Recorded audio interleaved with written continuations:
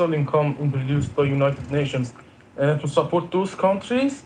Um, for example, by any consultation or improvement in different sectors, uh, have more income per capita for their people to, for example, have some kind of balance in the world for long-term safety or something that they say that their intentions are.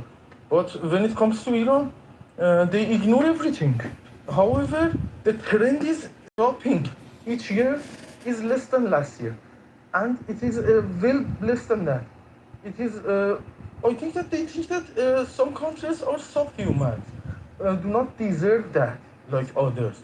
Um, I think they are another human, but they categorize people like that, and they deprive some countries from the basic, for example, national rights or whatever they call it international, because of something that is, I think, fundamentally racism. For example, to consider some people as subhumans. For example, these people need king, or these people are different. These people don't need that level of income that we deserve. We are human, they are subhuman.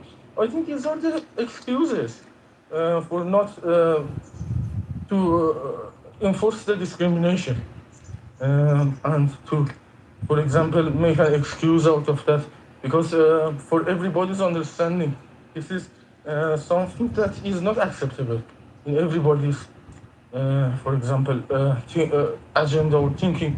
You don't frame this as good intention, but these are excuses.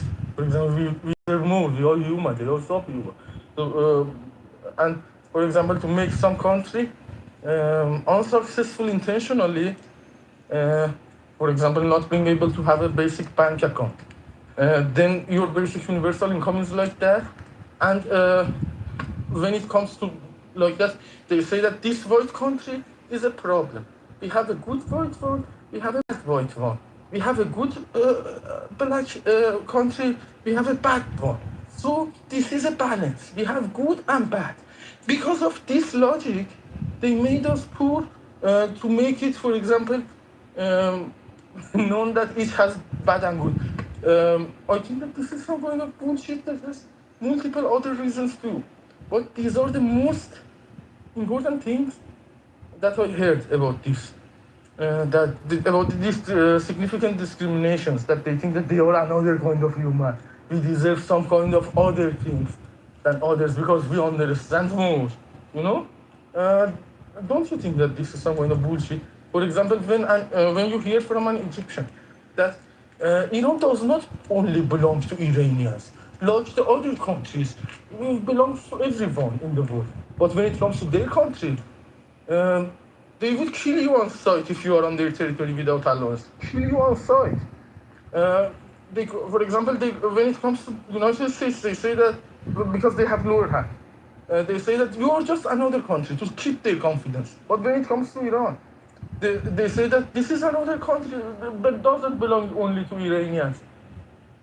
You know, this kind of animal behavior, um, for example, from the instincts, still remain inside this kind of attitude, I think, for discrimination. This is one of the most dangerous things in the future of globalism, I think. This is one of the most important ones. Some people, they try to manipulate that system intentionally. For example, you can consider it in the national level. When you see successful countries like Germany enforcing system in their countries, the most important target of those intelligence organizations is to crack the democracy. For example, it might be unbelievable for some Iranian or Egyptian or somebody from Middle East, but they go on mission to keep the democracy. For example, they call it in Auftrag der Demokratie. This is something that is also need to be done in the international stage, to put barrier in front of those kind of behaviors, to expose them like they deserve, as bad as it is, not less. Not another priorities come in the way. We need this country now. or something like that. Another considerations that wants to ignore some very bad things intentionally. I think that this is some kind of discrimination that is one of the main barriers in front of the globalism. However, I think that it doesn't have any other option to change than to change. It needs to be changed. There are decent people behind.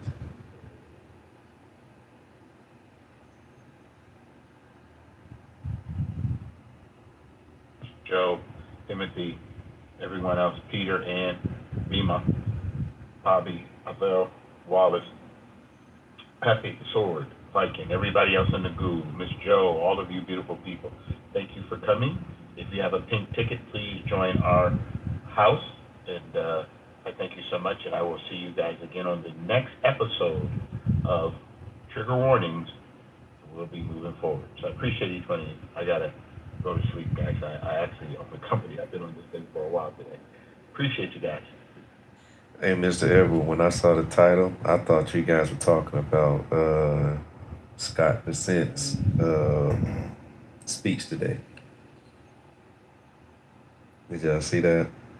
You saw the trigger warnings going off today, just on September 13th, right? These are the trigger warnings I'm talking about. Stuff that just don't make sense, man. It's crazy. Another thing I'm going to share with you that I think Joe asked, when did it actually start on math? I think it's called headship. When the male is not in the home, everybody runs rampant. And if you look at the community right now, there's no male headship. The women out of control with feminism, and the young kids are out of control without any leadership from the father. And that by itself tells you what a community is. You can't go any closer than if it doesn't start at home. And I was fortunate enough to have a father and a grandfather in my life, and that when I came home, there was a male role model there telling me that I have to do my chores and do stuff. That responsibility alone is telling me how I should operate in life.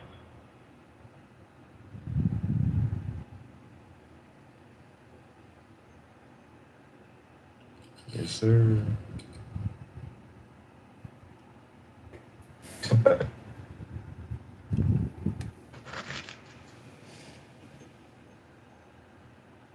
I absolutely despise it. I see it as a way that the Democrats and the communists use it to pretty much prevent people from opening their mind to political ideas. They won't even have like civil debate over issues that are actually relevant to us. Instead, we have to constantly go over that racism exists or that slavery used to exist. And it's like, oh my gosh, it's like, or that people don't know what it's like to live in an urban city. You know, some of us have lived in an urban city, and it's awful that some of the struggles that people go through. I'll land right here because I know I'm just rambling. I gave a warning about earlier tonight that I shouldn't have been on this app because my patience was real thin, and I apologize for it. But nothing worse than having to go to funerals over people getting shot and killed and watching hearts harden over it. And I mean, yeah, I grew up in suburbia, but I lived in urban New Orleans for 15 years. And I got to see it. And I don't know how that's the two different Americas, is that you have people, white and black, growing up in areas that do not deal with that type of violence. And then people that, white and black, living in urban centers that are dealing with violence and death that other parts of the country don't deal with like that.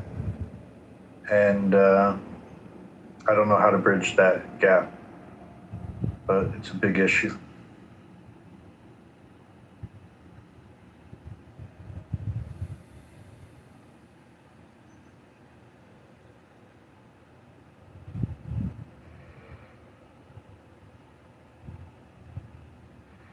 All right.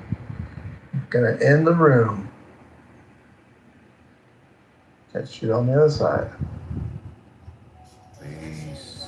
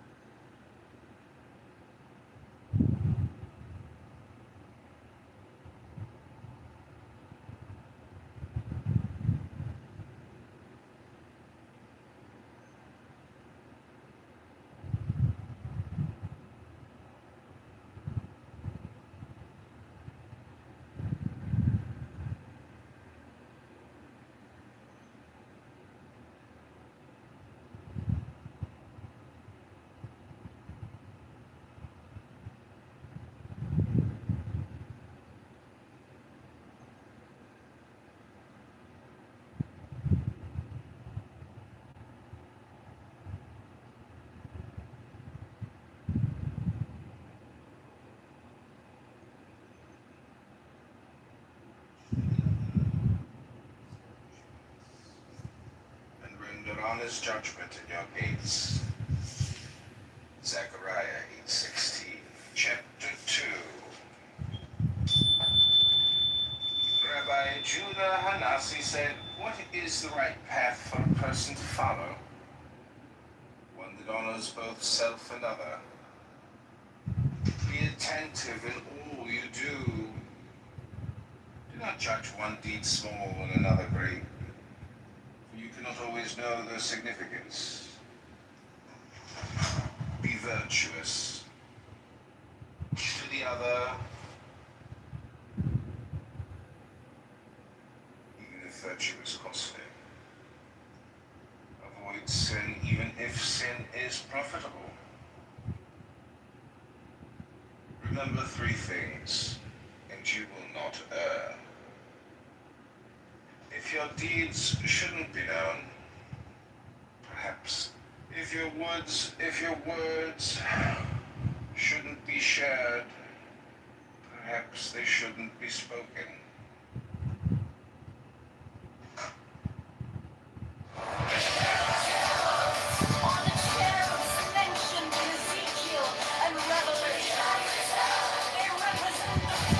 Chicago mayoral campaign.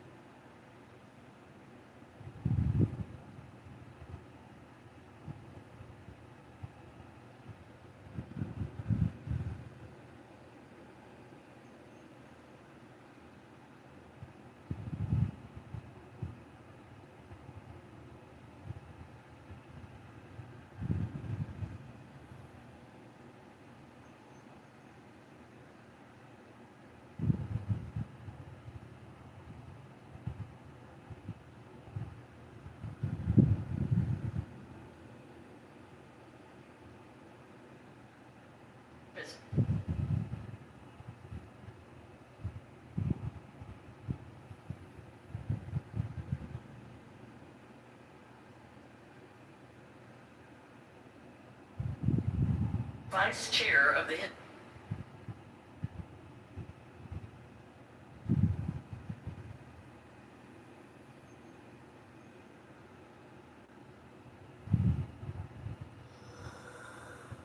Easter eggs in Mad Max Fury Road. Number 1.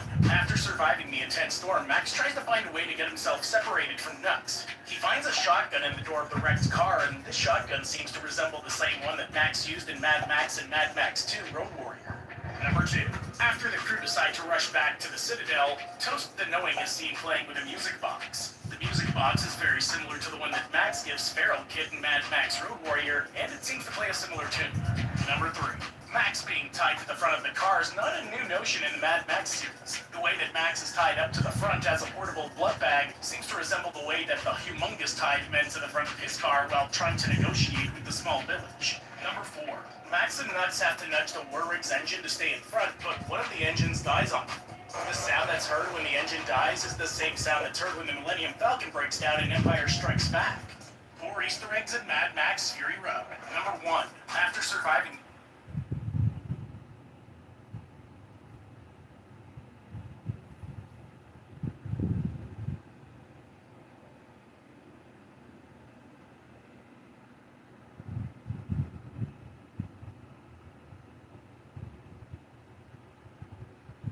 to the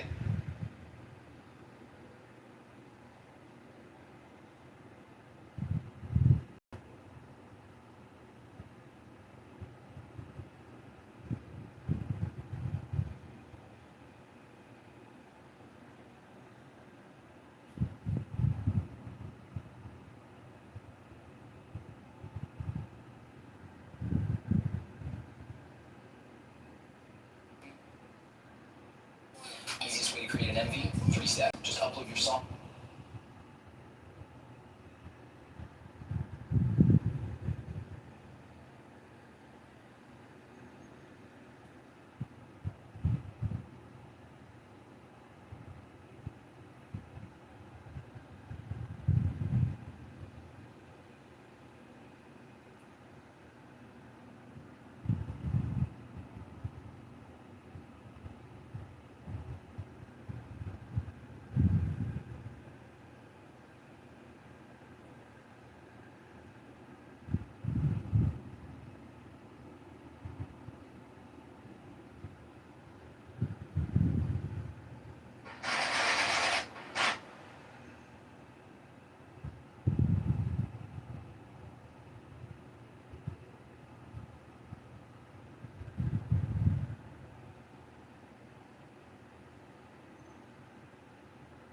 You need the fundraise to get anger.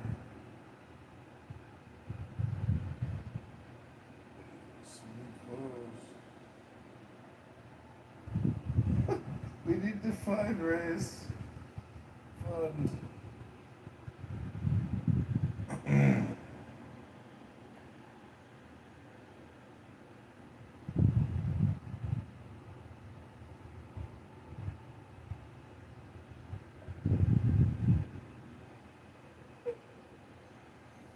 We need to fundraise to get Anger some new clothes.